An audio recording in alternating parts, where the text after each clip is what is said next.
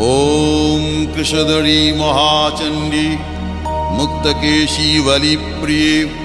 कुलाचार प्रसन्यास्ये नमस्ते शङ्करप्रिये घोरदंष्ट्रे कोटराक्षी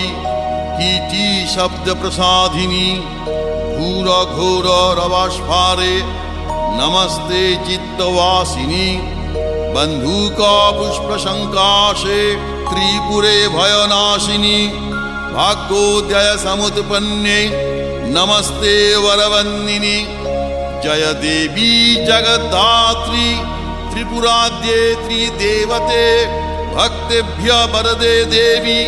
महिषग्नि नमोस्तुते घोर विघ्न विनाशाय कुलाचार समृद्धये नमामि वरदे देवी मुंडमाला विभूषणे रक्तधारा